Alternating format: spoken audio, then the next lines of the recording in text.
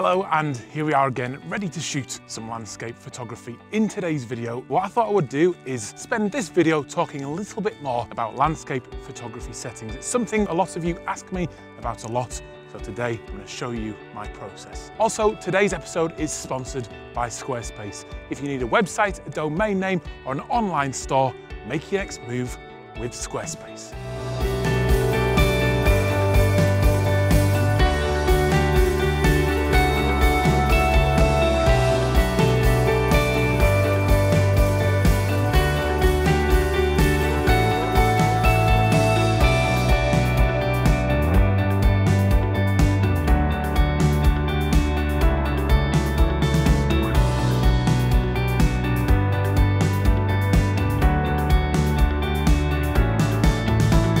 In a lot of my other videos, I talk quite a bit about composition and how I visualize the shot, how I then set the camera up, position it, the perspective, all that type of thing, which is how I capture the scene in front of me. I've been a little bit reluctant though to talk about the camera settings, but this video is dedicated to that. When I first attach my camera to the tripod, I'm always going to switch it into manual mode because I think that I want the camera to be an extension of my arm, of my body, or just when I put it on a tripod, it's an extension of me. And to do that, or to achieve that, I think you need to have full control over what the camera is doing. So manual mode is the place to be. I then will always shoot in RAW. I just don't see any reason not to shoot in RAW. After that, I then think about the exposure triangle.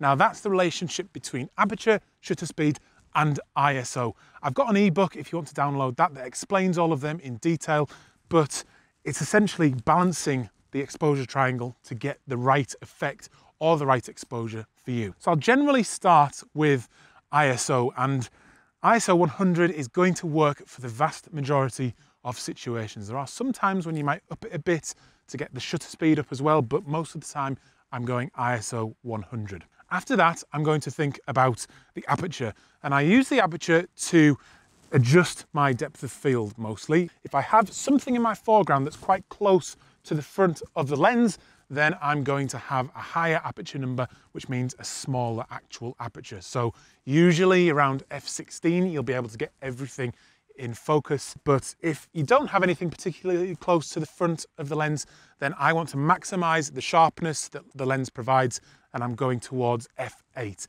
That's around the area where you're going to get maximum sharpness. Sometimes you'll go to f11, dependent on that foreground again, but f8, f11 or f16 will be the vast majority of my shots. I then just use the shutter speed I'll just roll the shutter speed up and down to get the right exposure. I will use it creatively sometimes with long exposures, but that's how I use the shutter speed, just to get the exposure right. So if you can master the settings on your camera, get that manual mode nailed down, then that's when it's a bit like driving a car. It just becomes second nature. You won't remember your journey or what you've done on your camera, and then you just really start getting those creative juices flowing. Okay, so that's that. I'm going to pack the stuff into the bag again. I want to get a shot taken.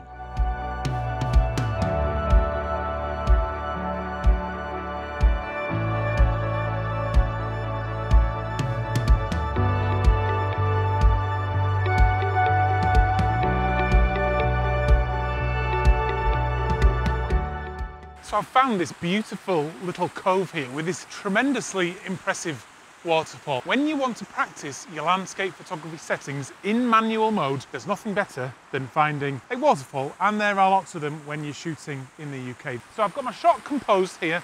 I'm at a vertical and I'm just getting the stream leading you up into that waterfall, and then that waterfall is sort of prominent in the shot. The sky above has a few flakes of blue and a bit of cloud in there as well, and I'm managing to capture that all in one frame because the dynamic range of my camera is pretty good and it's relatively good light for shooting this sort of shot. So all I'm doing here is, because I'm not using any filters other than the circular polarizer to take the glare off the shot, off the water that is, I'm at f22, I'm working between f18 and f22, and when we're thinking about the exposure triangle that I talked about earlier, what that allows me to do, because I'm reducing the amount of light coming into the camera, I can then increase my shutter speed, and I'm at I'm only at 1/4 of a second, and that f/22 aperture in the current lighting is allowing me to do that. And what that does is just let the water move through the frame for about 1/4 of a second, and it gives you that nice bit of movement in the water. ISO for this shot is at 100. I want the least amount of sensitivity from the sensor, and I want a nice clean image, which ISO 100 gives me. So I'm going to wait for the light to go overcast again, and then I'm going to capture this shot. Beautiful scene. Let's shoot it.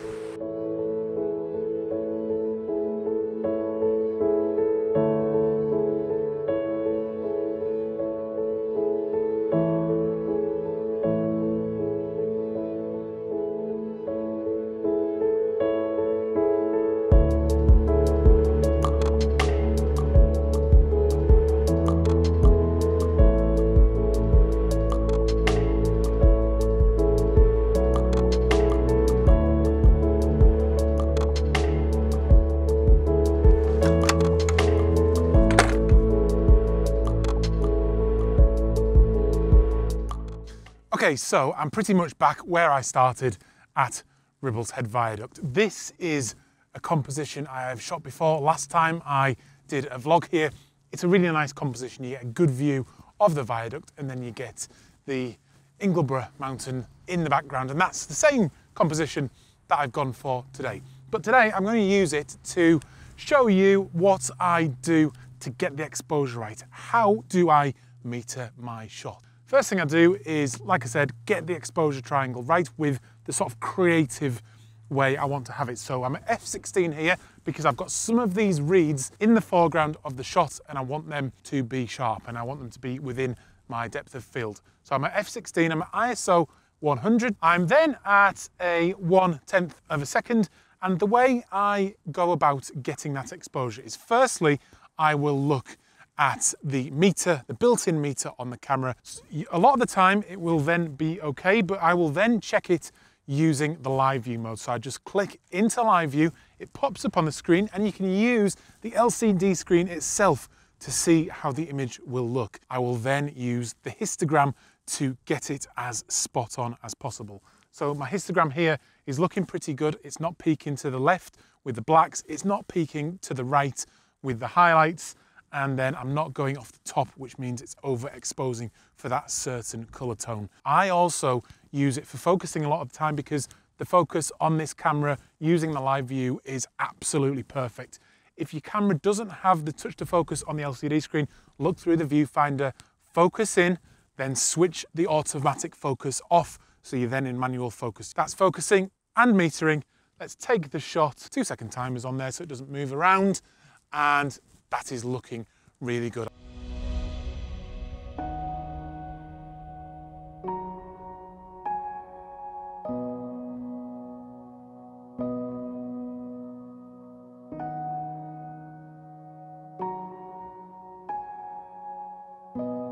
Okay, so I am set up for my final shot of the day, and this is my composition pretty much, with the viaduct going left to right in the scene, and then I'm hoping to get lots of beautiful golden light on that viaduct, shining through with some big shadows, and that should look really good. I've got the camera really low down on the floor because I'm on this limestone ledge, and I want the ledge to appear as if it is right in the frame, in the foreground, and then just leads you in straight up to the viaduct without getting all of this sort of rubble and rubbish from this old cave system here. Settings wise, I am at f/16 because that stone ledge is right in the foreground on very, very close to the lens. It's still looking sharp at f/16, so I'm happy with that. I'm at ISO 100 again, and when you are shooting the sunset, you are always going to have a much brighter sky than you are in the foreground. So balancing the exposure is the challenge with a shot like this. You've either got bracketing or you've got ND grads. I use bracketing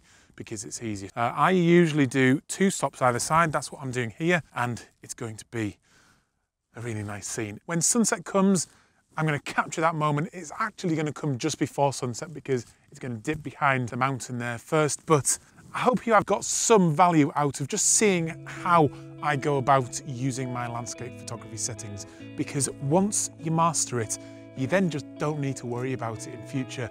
And partly that's why I haven't included it in my videos up to now, because I don't want it to be the thing you focus on. It's not the camera settings that are going to make you a great landscape photographer. It's about the visualization, about getting out actually into these amazing landscapes and then just putting your personality into your photographs. And the camera settings are purely a technical thing that you just need to master so you can then explore all those other things that I was talking about before. So I hope you've enjoyed the video. It is sponsored by Squarespace now. Go to squarespace.com to start your free trial today, and go to squarespace.com/firstman to get 10% off your first purchase. And if you could leave a comment down below, let me know what you think of the video and have a bit of a discussion about what settings you use, because I'm learning from you. I hope you're learning a few things from me as well, and it should hopefully benefit all of us. Anyway, I'll see you on another video very, very soon. I'm Adam. This is First Man Photography in the Yorkshire Dales. Absolutely stunning